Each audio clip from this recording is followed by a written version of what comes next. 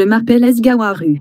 Je voulais ouvrir un restaurant au Japon où les gens pourraient devenir plus sains, tout comme je l'avais été dans un centre de santé adventiste dans l'État américain de l'Alabama.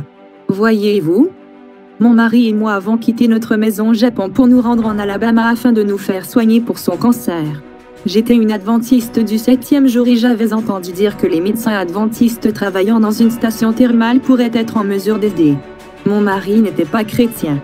Comme nous mangions des aliments végétaliens et faisions de l'exercice, nos corps ont commencé à changer. J'ai perdu beaucoup de poids. Mon mari a arrêté de fumer. Il a aussi commencé à lire la Bible et s'est fait baptiser à l'Institut.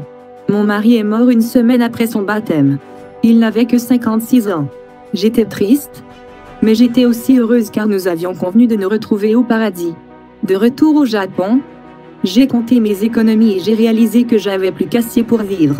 Je voulais utiliser mon argent pour répandre l'évangile au Japon, où seulement 1% de la population est chrétienne. J'ai donc commencé à prier. Cher Dieu, que dois-je faire un jour? J'ai lu Ésaïe chapitre 55 verset 13 pendant mes dévotions. Ce verset dit: au lieu de l'épine s'élèvera le cyprès, au lieu de la ronce s'élèvera le myrte, et il sera pour l'Éternel un nom, un signe éternel qui ne sera pas retranché.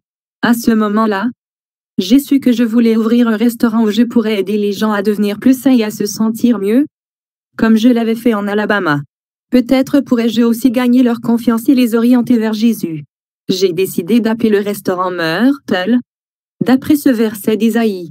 Le même jour, je me suis promené dans une rue de ma ville natale, à la périphérie de Tokyo, et j'ai vu un terrain à vendre. C'était un emplacement parfait, près de 3 églises adventistes. J'ai acheté le terrain vacant et j'ai payé pour la construction du restaurant. Pour être honnête, je ne connaissais rien à la restauration. J'ai donc suivi une école de cuisine végétarienne adventiste pour avoir quelques idées, puis j'ai créé mes propres plats pour le restaurant. Une foule assez nombreuse est venue le jour de l'ouverture, mais c'était le chaos à l'intérieur. Je ne savais toujours pas comment gérer un restaurant. L'un des convives, un ancien client des assurances, connaissait quelqu'un qui possédait un café à proximité et a demandé à la propriétaire de m'aider. Elle m'a beaucoup aidé. Les affaires ont été bonnes. Je vais à mon travail d'assureur le matin. Puis je vais au restaurant à 11h du matin et je sers les clients à l'heure du déjeuner jusqu'à 14h. Après cela, je retourne à mon travail d'assureur. Le restaurant est fermé le jour du sabbat. Bien sûr, ce restaurant m'a donné l'occasion de faire plus que de fournir une nourriture saine. Une cliente régulière a un cancer du sein et a demandé des informations sur un mode de vie sain. J'ai partagé avec elle de la littérature adventiste.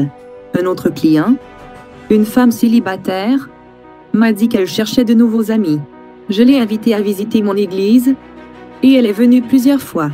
L'objectif principal du restaurant est de conduire les gens à Jésus.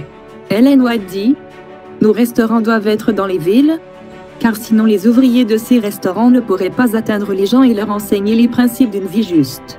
C'est pourquoi j'ai commencé ce restaurant. C'est le restaurant de Dieu. Dieu m'aide à le gérer, et le propriétaire est Jésus.